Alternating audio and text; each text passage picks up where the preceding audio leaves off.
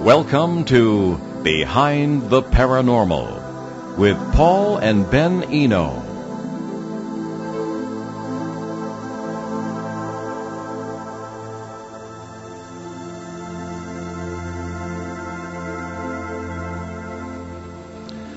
What is the life of a famous paranormal investigator actually like? How do ghost cases develop? Are people less reluctant to talk about their paranormal experiences today than they were 40 or 50 years ago? Hello, and welcome to the 908th edition of Behind the Paranormal with Paul and Ben Eno, coming to you from WOON, AM, and FM radio in Woonsocket, Rhode Island, on the Paranormal Radio app, from TalkStream Live, on YouTube, and via TuneIn.com. I'm Ben, and those shadowy questions came from my co-host, partner in Paranormal Adventures, and dad, Paul. And today we welcome back one of the biggest and best-known names in paranormal research. John Zaffis has over 43 years' experience investigating the paranormal. A nephew and understudy of famous ghost hunters Ed and Lorraine Warren, John specialized in studying demons and cases of possession and exorcism, working with prominent exorcists in the field, including Roman Catholic priests, monks, Buddhists, rabbis, and ministers. John has assisted and worked with well-known exorcists Bishop Robert McKenna, Father Malachi Martin, and the Reverend Yun, I believe it's pronounced. He has also worked extensively with spiritualists and psychics. The author of a number of books and DVDs, John has researched cases and lectured throughout North America and the UK, is an avid collector of paranormal artifacts, and is well-known in the media. He has featured in the sci-fi television series Haunted Collector, Discovery Channel documentaries, A Haunting in Connecticut, and Little Lost Souls, along with numerous other productions and publications. John's website, johnzaffis.com. So John Zaffis, welcome back to Behind the Paranormal. I think he's still muted. No, he's not muted. Okay. Can you hear us, John? Hold please. Oh, okay, wait a minute. You should be able to hear us now. There we go. What did you do? Well, you see, this is where it gets like a seance, you know. Can you hear me, John? Well, you see, Dad, the mysteries of radio are they're quite mysterious, and there was a switch that should have been flipped, and it was not flipped. Well, we flipped it. We found it, and here we are. So, John, welcome back to Behind the Paranormal. Hi, how are you?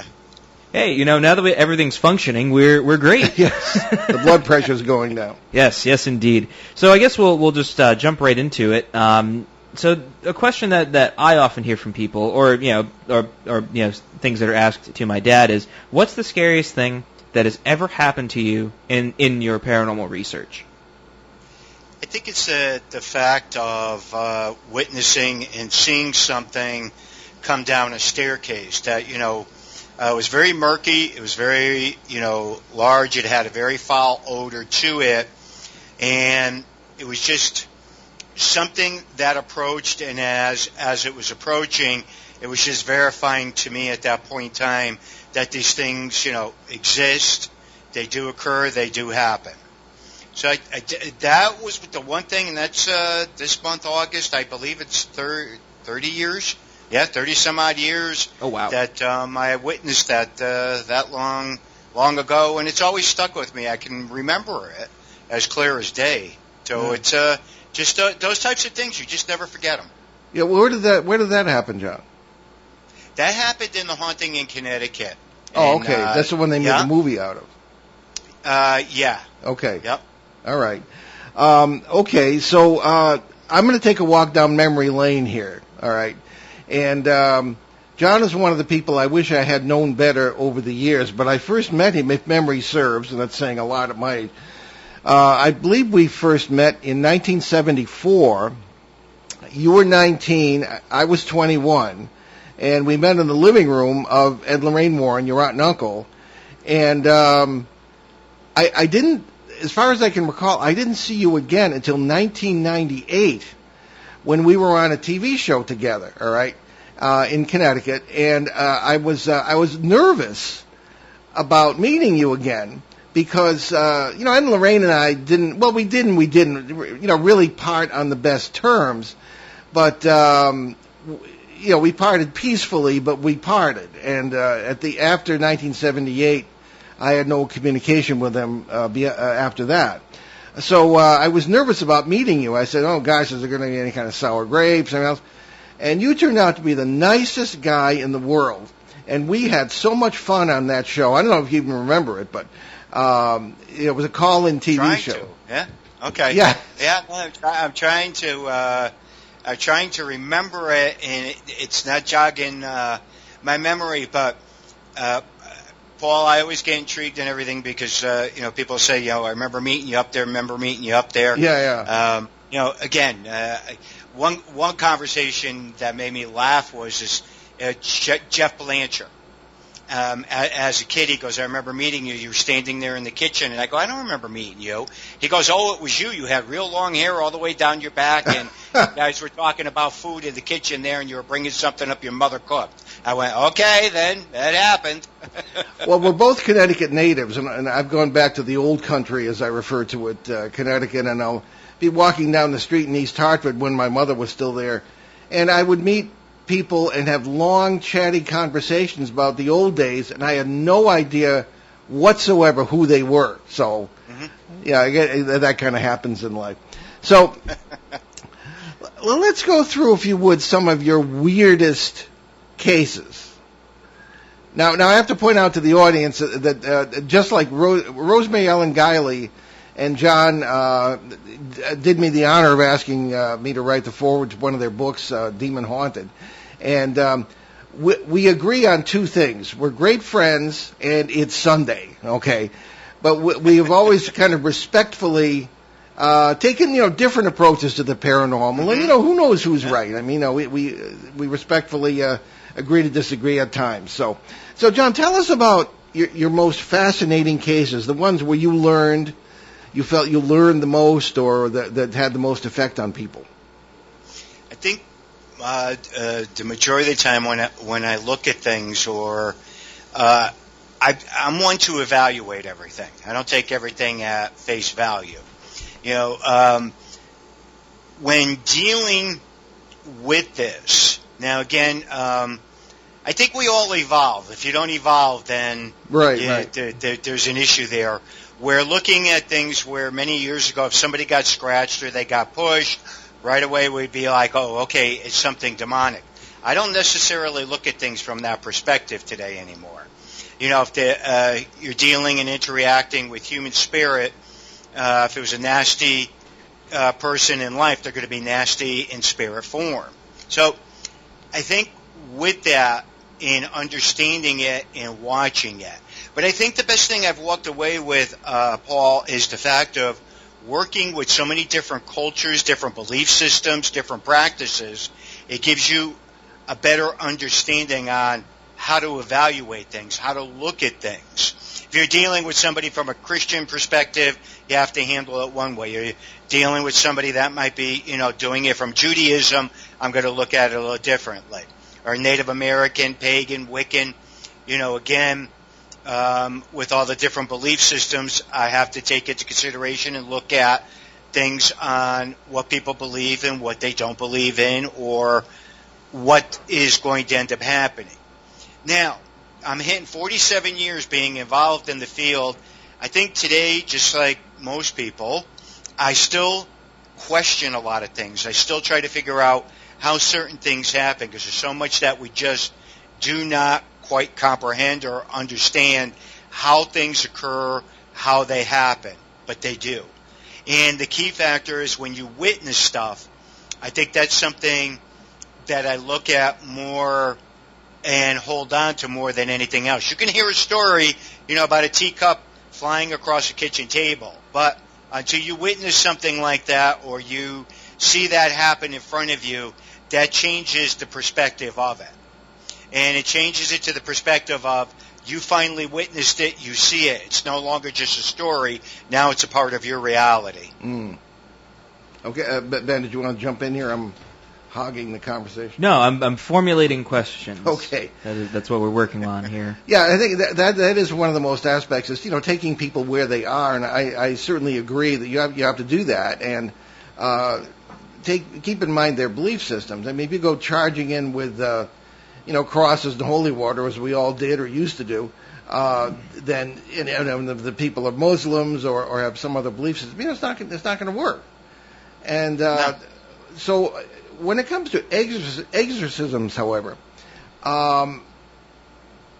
it was 1973 when I was involved in that. I was in the seminary, and much to my surprise, in my tender age, the diocesan exorcist in Ogdensburg, New York, who lived in my seminary, got me involved in after a lot of prep in assisting him at the state hospital with some exorcisms there, and it was quite the shock.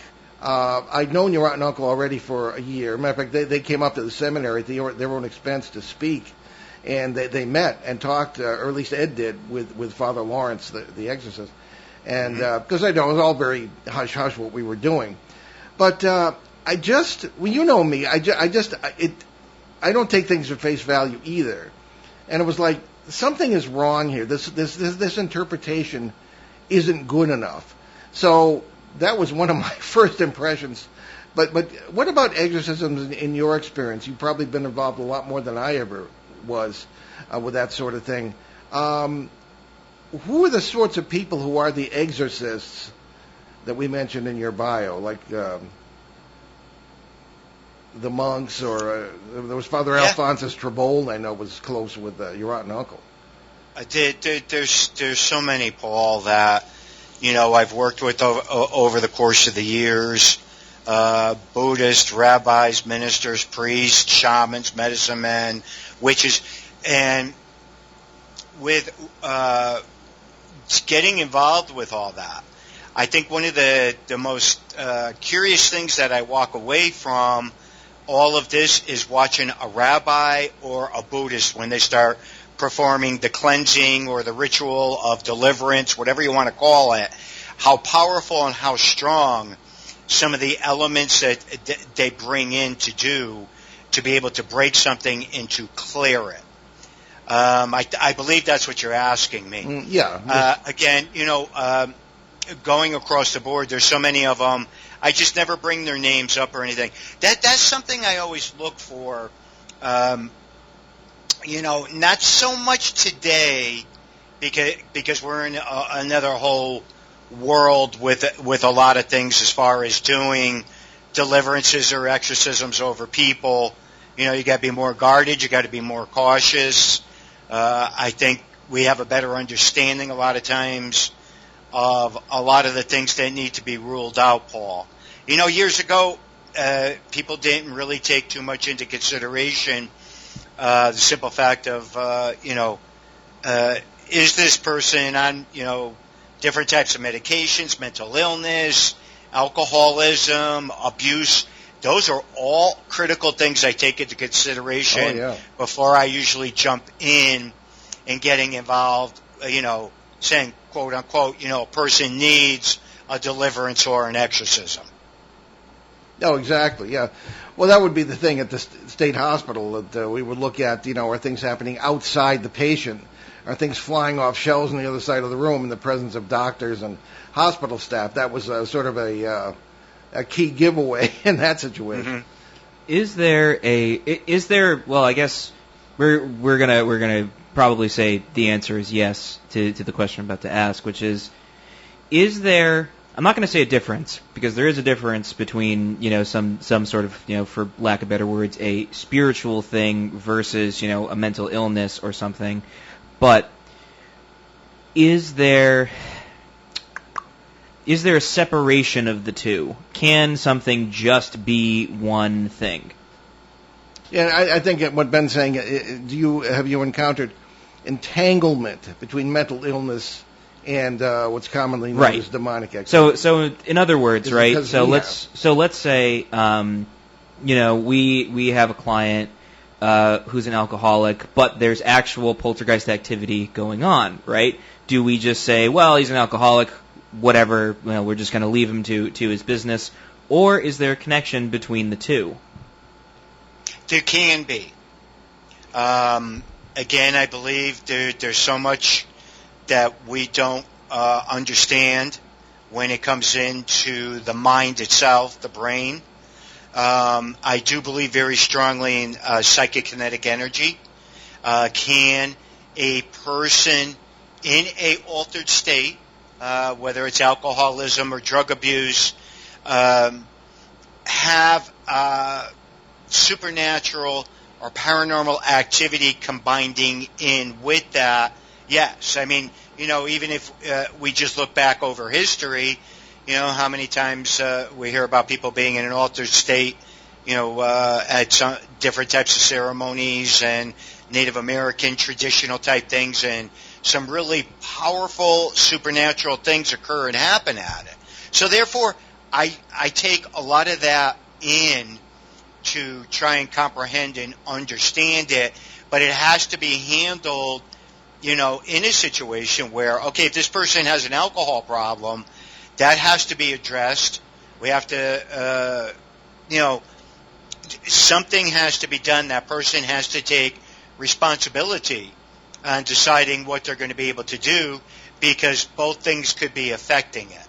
Or it could be just a plain situation where you're dealing with a person, that, when they're high, for a better way of saying it, they just got things occurring and things could be happening, and it could just be plain psychological. Mm. There's a very thin line sometimes with looking, at a situation and determining when something could be legit and something could just be, people are ticky-ticky-tock-tock. Yeah, exactly. Well, that's, I think, something that leads into another question, which is, and I'm sure, again, the answer is yes, but I'd like to hear your take on it.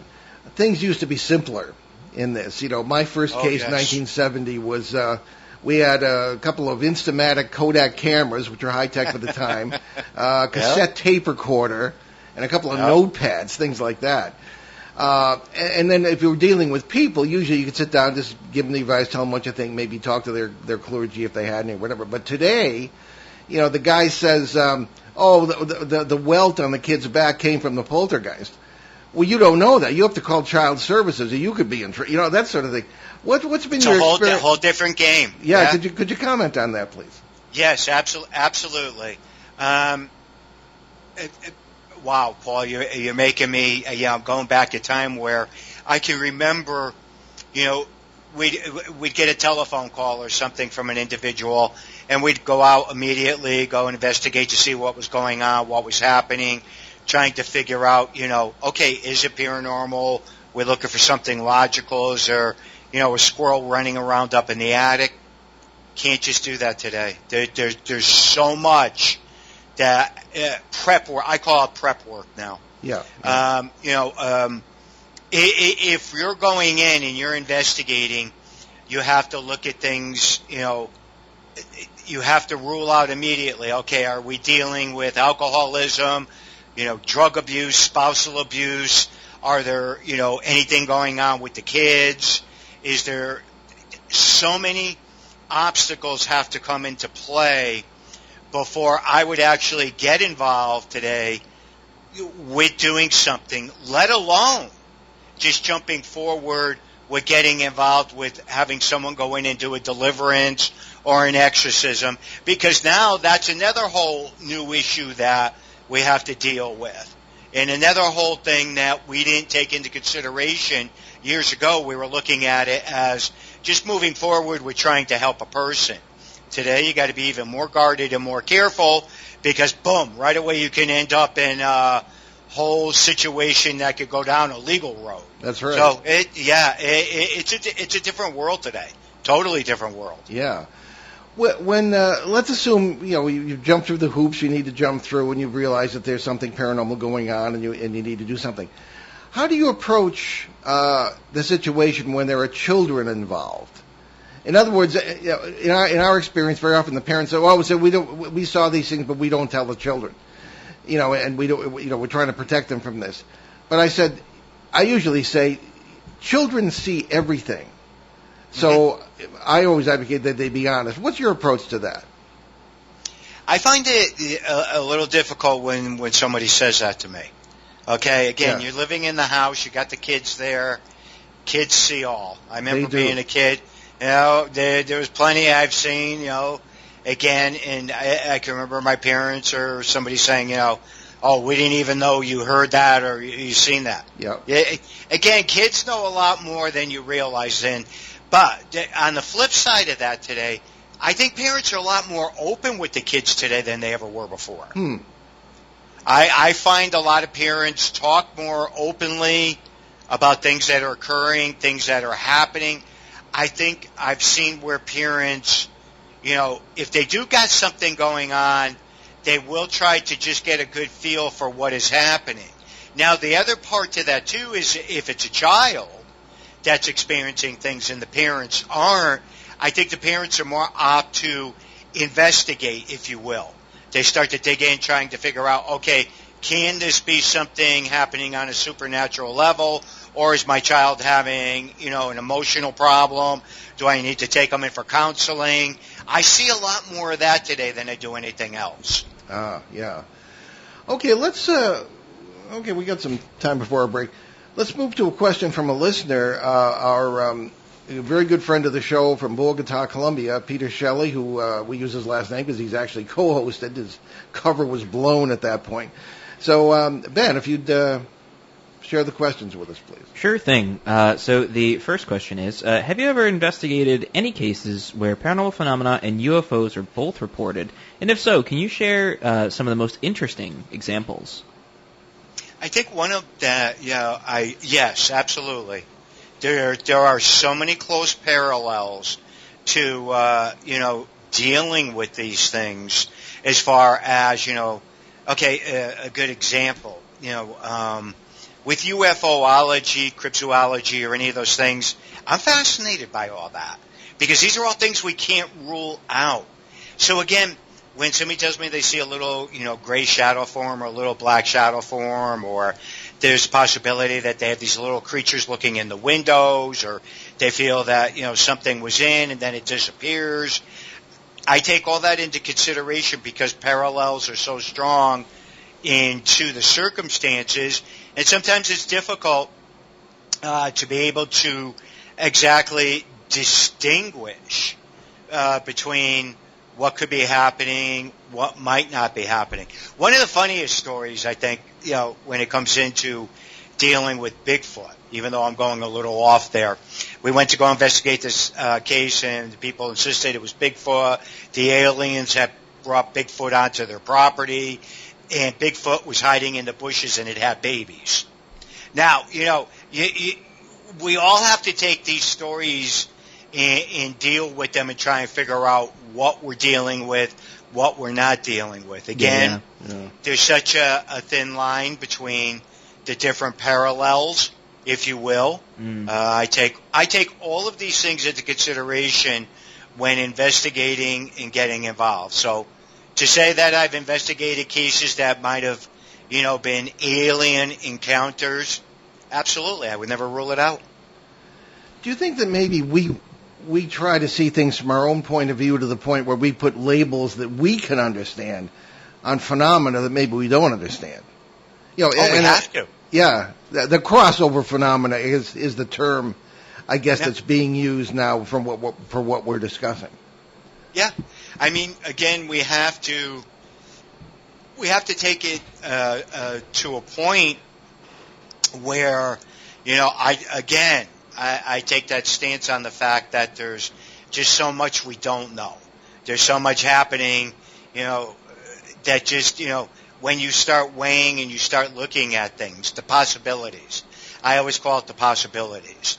But for us, as people being involved with any part or any factor of, this field, we have to keep that open mind to trying to discover things and to try and figure things out. Thus, as us to be able to rationalize things and being able to process them, I do feel that we need that there to be able to, be able to move forward, to be able to try and come up with some realistic explanations on why something could be occurring and happening.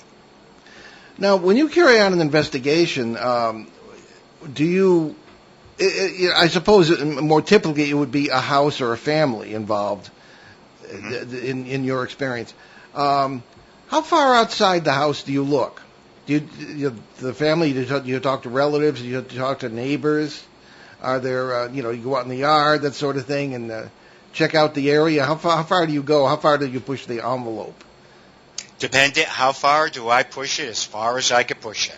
Good. If I feel, there's things or people that need to be talked to, which is very common. It's not an unusual. I'm going in investigating a husband and wife, and they got 3 little kids, and the wife will say to me, my sister's witnessed all this stuff, or the husband will say, my best friend, witnessed something. I want to talk to those people because that's where you get your best information on, different things, because that's a person on the outside looking in. And, a lot of times when they say to me, yeah, I did see this happen, I did see it happen, I experienced this or that, but I don't know what it is. To me, that's still credible. That's still giving me some additional information. Do I think it's important to find out and research into history of land? Absolutely. But, a funny thing with me is always, as soon as somebody says to me, my house is built on an ancient Indian burial ground, and my response always is, all of our houses are. That's right. That's a good point. Yeah. I mean, again, there's discoveries continuous no matter where you are, to Native American, having a campsite or a ritual site or something. So, again, that's a given. I don't look at that as anything spectacular because, again, I live on the coastline. Native American lived all along up here. So something gets discovered, that's not going to shock me. And that's not, something that I would say necessarily would cause a haunting. Yeah, okay. Well, it's time for a mid-show break with that. And you're listening to Behind the Paranormal with Paul and Ben Eno on WOON 1240 AM and 99.5 FM in New England's beautiful Blackstone Valley. And we're talking with our wonderful guest, John Zaffis, legend in the paranormal. We'll be right back, so stick with us.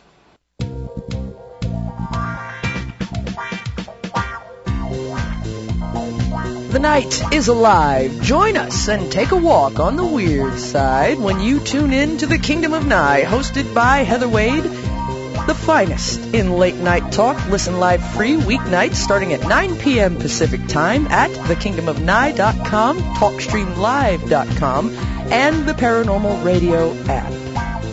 Wanna take a ride? ON Radio.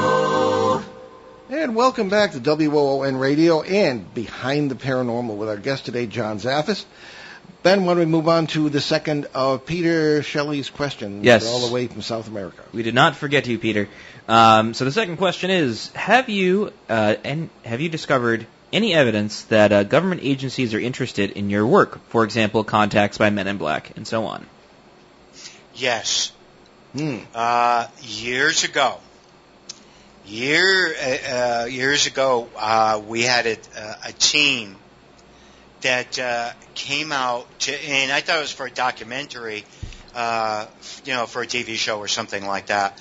And, there were 5 of them, and they were interviewing, and again, anybody could tell when somebody's in the service, no matter what branch of the military it is. They just have that MO, yes, sir, the stance, everything. And I'm sitting there, and a lot of the questions they were asking and everything, I went, okay, what's this all about? And, again, they wouldn't say too much to me, but they were saying they were trying to put together a little training session for a lot of the different branches of the military, to be able to look at things from the supernatural level, UFOlogy, EVPs, all these different things. Well, later down the road, I was talking to one of my mutual friends, and we got talking, and she started telling me about how she was interviewed and everything, and I said to her, I still swear that was for the military. She goes, John, it was. I said, are you kidding me? She said, no. I said, I couldn't get it out of them. I said, they would just tell me that was for training and blah, blah, blah, blah towards the end and everything, and thanks for participating in it. So, again, with that made me take another look at things, and that's got to be a good 20 years ago that transpired and happened, that, so many different branches of our military, investigate into things, the phenomena that transpires from everything we get involved with right across the board. That made me look at it and respect it a little differently, that they deal so much with it. And then again, I take it a step farther. I can't tell you how many, soldiers, Navy men, how many people I've dealt with that have had experiences when they were in different countries with different things, and it really affected them. And I can't rule out the fact that, some of these things occurred and some of these things happened with them. Wow. Okay, and we have a third question for Peter. We do, and that question is, as soon as I hit the right switch, have you discovered any technology that can convincingly simulate paranormal phenomena? For example, advanced hologram-type technology. I'm very old world is one of the best ways I can describe it to you. When it comes to technology, I am so fascinated. I love what they're creating out there, the things that they're developing. I'm just amazed by it. And one of the key things I think that's so important in our field is that, somebody will say to me, well, I went out and investigated, John, but I didn't get any scientific proof. What scientific proof? Exactly. We can't get repeatability, and that's what we need, to be able to prove things out. But again, I'm intrigued. I'm hoping, somewhere down the road that we could get that repeatability to be able to prove things out. Because let's face facts, a lot of the stuff that we use and everything are, pieces of equipment that people look for, ozone in a room, or electrical hotspots and different things of that nature. So again, I think those things are important. I think they're elements that affect our field. There's no doubt in my mind. Again, I think a lot of the what people refer to as quote unquote hotspots is there. I believe very strongly in the ley lines. Very good friends of mine that have plotted a lot of that stuff out. I can't rule any of that stuff out. Are there hot spots? Yeah.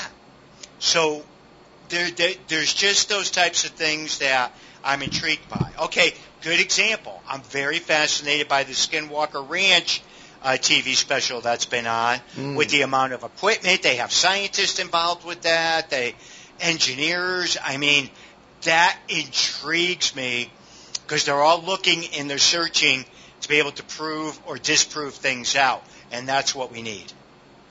There's actually a really interesting thing that's happening in the scientific world now, and it's referred to as the repeatability deficit, where we're having problems getting repeatability in anything. And a great example of this is with coffee, right? You flip on coffee? The daily news. Right. You flip on the daily news, you'll see something that's like, oh, a new study comes out. Coffee's good for you. Drink 3 cups a day. And then the next day, they're like, oh, a new study comes out. Coffee's bad for you. Stop drinking coffee. It's because we're having such a problem with getting any sort of repeatability. Because there's so many variables in every experiment that you just can't comprehend, and then you have, competing groups that are getting grants for certain things, and they're, like, oh, we'll give you money if you say this is true, and it's really horrible, actually, because now this it is. Yeah. It is. I'm sitting here listening to what you are saying, and I cannot disagree with you. Okay, that takes me back why I said to you earlier, that's why I'm still so old world with certain things. Because, again, we can't prove or disprove certain things, but they occur. They happen. And yet, here we are in, 2021, and we still, we have these arguments going on. What's good for us? What isn't good for us? Do this, do that, don't do that. You don't know what to think on, a lot of the things. But like I said, what fascinates me more than anything is just knowing a few individuals that are developing, a lot of paranormal equipment out there, and still digging in there, trying to be able to get those things and to get those bugs out, so to speak, to be able to get that repeatability. But, again, we live in a world where we try to comprehend, to try to understand. From day to day, they get us so confused. We don't know what to believe, what's true, what's not true, what happened, what didn't happen. I'm a big coffee drinker myself. Yeah, same. One day it's good for you. One day it's bad for you. Don't drink it. Drink more. Yeah, blah, blah. You don't know. So, again, one of the old key things that is very reliable to me, I'm a walker.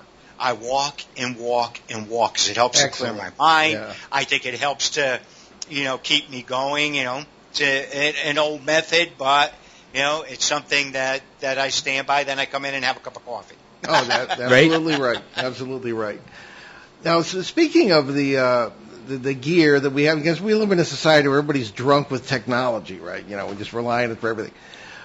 What is your opinion of how, when you and I started out, John, very few people were doing this. As a matter of fact, sometimes you're reluctant to talk about it. People might think you were a fruitcake. There was, your aunt and uncle, there was maybe Richard Sennett, maybe there's certainly Hans Holzer, people of that in that era. And but today, you sit on the street corner, you throw pebbles, you're going to hit 10 people who are ghost hunters. Well, what's your opinion of the pop ghost hunting that's going on today? People just sort of read a couple of books, hopefully by us or you, and then still, they kind of appoint themselves and they go out and do this, and then they get in the paper and all this. Is that good for this field? What's your opinion on how that's developed? That's like a time bomb getting ready to go off. That's what I think. Oh, I agree. Yeah. I understand the curiosity. I understand, people's, again, all right, we can go right back to we live in a society, everybody wants everything 1, 2, 3 today. Right.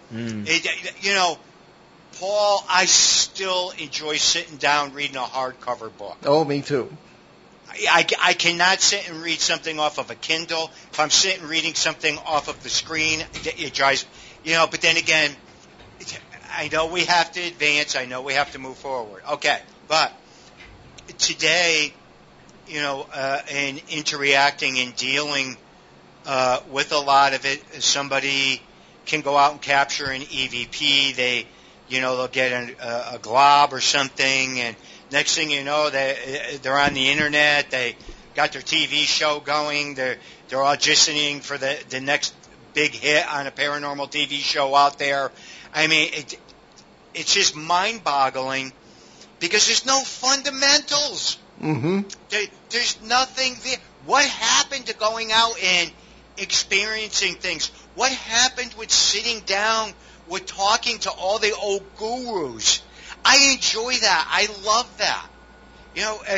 There's information in these people's minds here.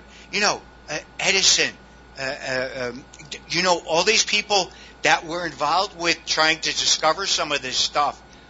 I would do anything to have an opportunity to sit down with those guys and be able to tap into what they knew. What did they learn? What did Tesla, what did they break through that sent them so far off course that we don't understand? I mean, I still look at all that stuff. Now, you say Tesla and Edison and everything, and these kids today will look at you and go, what is he talking about? But again, that's where we're at today. And I try to take it all in stride. I try to comprehend it because it's the world we live in. I can't change it. You have to be careful. You say certain things, you do certain things, and you just have this whole world that will come down on you. Again, it's just that, to me, I take the back seat with a lot of things because, you know what? I might not know the clear-cut answer. It might change tomorrow. on something I think or the philosophies I look at things, but that's okay. That's okay. That's how we learn. That's how we gain the knowledge. So when I say I'm still old world, I still do my interviews with my cassette recorder. I never stopped. Really? I've never stopped. I still do it to this day. So I find that sometimes when you go back and listen to that, you can pick up things, in the background of it, that are so cool and still so interesting. Do I walk around just taking pictures randomly, hoping I might capture something? Yeah. Ooh, do I feel creeped out in this area and I'll snap pictures? Yeah. I'm very still in that, old world time framing, Paul. I think that people are missing. They're missing the opportunity. They're missing that opportunity to experience something.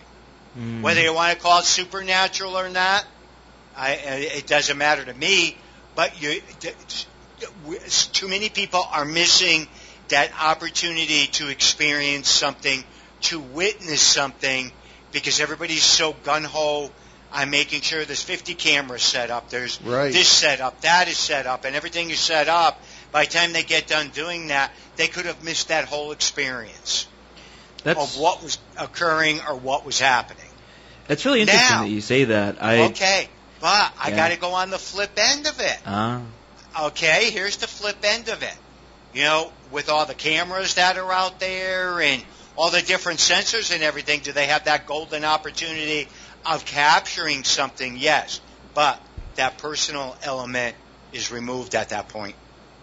No, that's really interesting that you bring that up. It makes me think there's a dialogue between Plato and Socrates where they're discussing the Egyptian god Horus, and Horus was the god of writing, and he brought writing to the Egyptians. And Plato's like, "Oh, this is great. We can write everything down, and we'll have the ability to remember stuff." And Socrates was like, "Well, that's great and all, but if we have to write everything down, then we'll forget everything." And it brings up this really sort of double-edged sword of when you introduce more technology into things. Yes, we expand our power and our abilities into probing these unknown realms, but you lose something in that, and you lose the focus, which is the experience, right? We're investigating the experience of the paranormal. You can get lost in, there's this EMF reading, and we got this video, we got these EVPs, and it's like, okay, well, where is the person in that? Where You're absolutely right. Where is the human element? The human element at that point is taken out. There's this funny story I love to share. Please. And we were at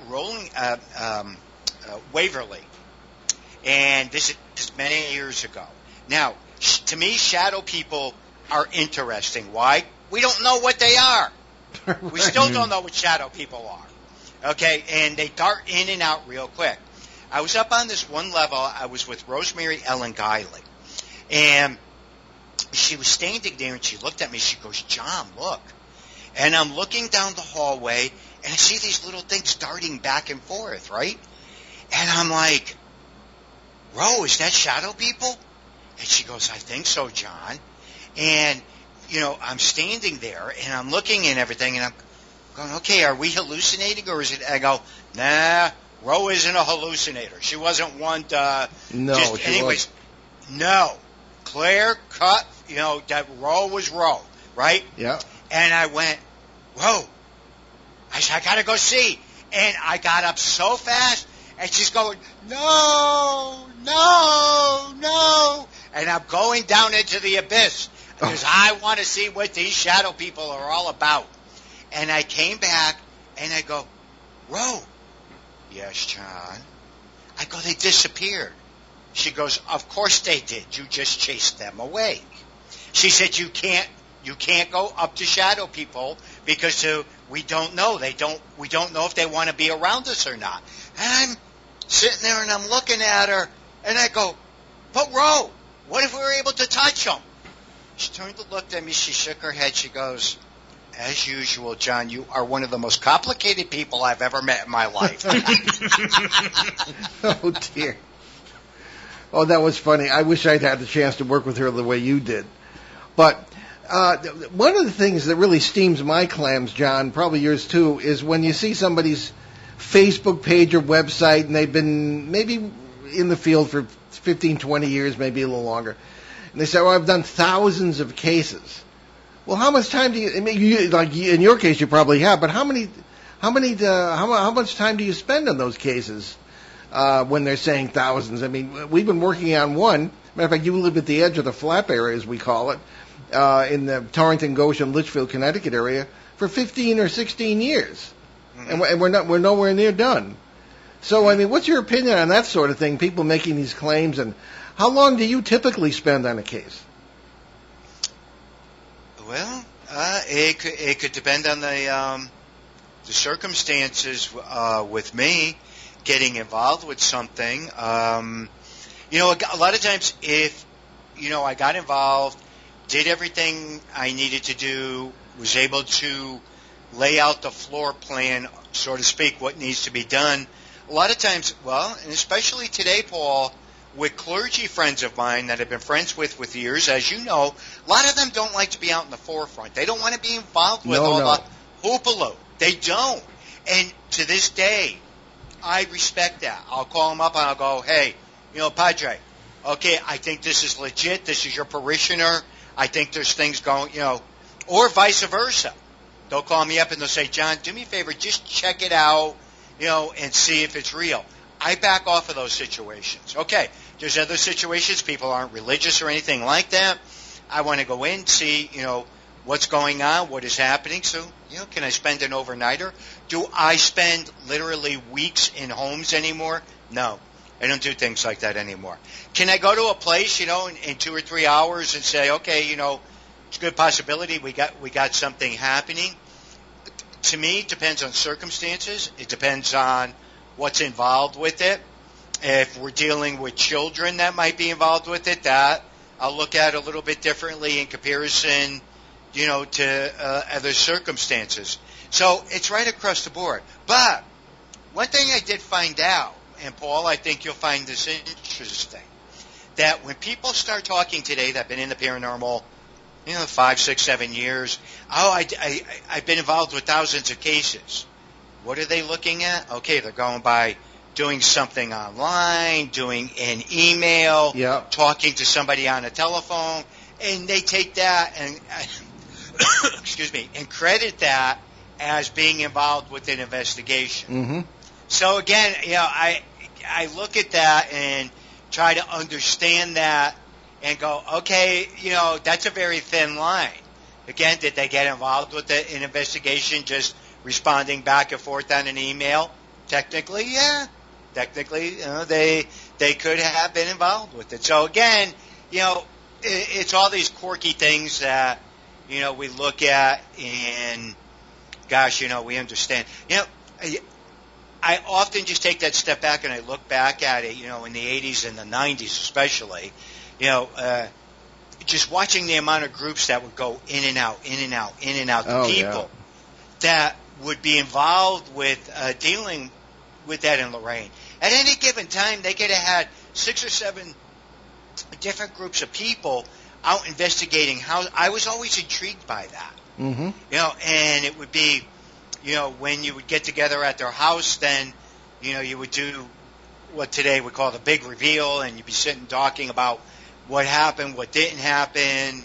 So, that's a big element that's missing in our field today, with the people getting together and having those fireside chats and the kumbaya moment, figuring out whether you were dealing with something paranormal or you were dealing with something that, the people were just off the wall.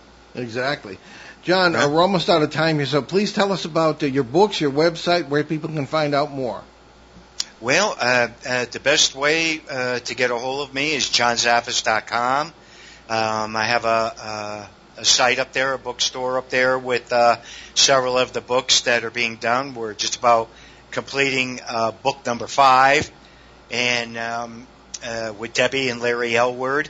I wish I could tell you the title of it, but I can't even remember it. I know Debbie came up with one already. But I kind of like the twist that Debbie has been putting on with telling some of our adventures and our stories in cases we've been working on. So it's been, the struggle within, again, some of these different titles and some of these things, what lurks within is the book I did with Debbie and Larry. But anyhow, again, they're all intriguing, they're all interesting, and that would be the best place to be able to find them and to find me. My email and any way to get a hold of me is literally on there. Yes, I'm one of those crazy old people that still has a landline. I prefer to sit here and talk on the telephone versus doing an email. Yeah. Well, I wish we had more time. We could keep working on your memory. You might remember that show we did 23 years ago. But in any case, it's always a wonderful, fun experience to talk with you, and we'll be talking to you off the air. Thanks so much. Okay. All right. Thank you for having me on. Okay, very good. And let's get to our announcements, Ben. Yes, we have a plethora of announcements, and we'll start with on Tuesday, September 21st. My dad will present a program on UFOs, cryptids, and ghosts via Zoom to the mainline MUFON in Philadelphia. You can check out mainlinemufon.com. On Friday, October 8th, I'll present a paranormal overview at a somewhat unlikely venue, the Arizona Dowsers Conference at the Little America Hotel in Flagstaff. So visit dowserssouthwest.com for more information. And we'll present once again at the Western Connecticut UFO Conference during the last week of October this year.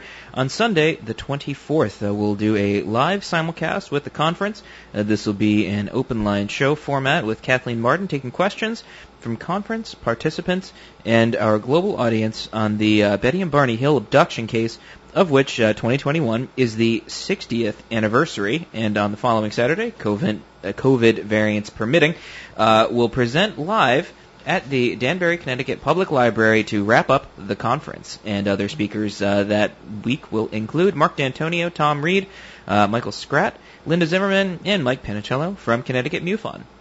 After years of tech problems bordering on the supernatural, all regular recorded radio broadcasts of Behind the Paranormal from CBS Radio, Achieve Radio, and here on WOON AM and FM have been restored in the archives at BehindTheParanormal.com. Also fully restored are the Return to Rendlesham series from 2010 to 2011 on CBS Radio, and all related shows, along with the Achieve Radio monthly 2-hour specials from 2009. All this obscure stuff is all available. Still working on restoring other special shows, podcasts, and interviews, but that will be done soon. You can also hear many of these broadcasts on major podcast platforms, including iTunes, Apple Podcasts, and YouTube. In addition, our show now has its own app. It's not much, it's bare bones, but it is free. What do you want for nothing, right? Right now, it just has most of our past shows, but we plan to add features as we go. It should be in the Apple and Google stores soon. And the hoops you have to jump through, Einstein wouldn't believe it. No, I just want to make sure that you're not some... Well, they think you're going to sell it, so they're all kinds of tax stuff and all that. But anyway, there's a link at BehindTheParanormal.com. It does work, and if you'd like to donate to download it now, you can do so. Yeah, fair enough. And you can check out our books along with those of our guest co-hosts at our show website, BehindTheParanormal.com, where you can also find out more about the show, our many cases over the years, our public appearances, and how to book us, along with some of our 900-plus free recorded shows, now restored, as my dad mentioned earlier. Okay. Our website has a charity page, and I'm thinking now, too, of this terrible earthquake, another one in Haiti. Now, I've been to Haiti. I've seen the poverty there, and I'm connected with one of the orphanages where the children lost their parents in the 2010 earthquake. Many of them are growing up now, but I hope that that hasn't created more. That's horrible. So please, whatever you can do, we're going to find. It's happened so recently. We haven't put up a charity yet about that, but we do have Helping Haiti's Orphans as one of our charities, and please check that out. I know the people who run that charity, and the money goes where it should. So check that out, please. We also have USA Cares, Canadian Veterans Advocacy, Hope for Hilldale Cemetery in Haverhill, Massachusetts, Youth Mentoring Connection in Los Angeles, and several others, Sisterhood of Ground Zero, and the Milk Fund here in Northern Rhode Island. Don't forget the Crohn's and Colitis Foundation of America. Exactly. What do we have cooking for next week there, Ben? Well, next week, that's August 22nd. We're just blasting through August, huh? We'll bring you an open line show on many paranormal subjects. Really anything you would like to discuss. You can join. Joining us will be special guest co-host Tim Schwartz. And you can get questions to us at Paul at BehindTheParanormal.com or via Facebook as well, via our Facebook page.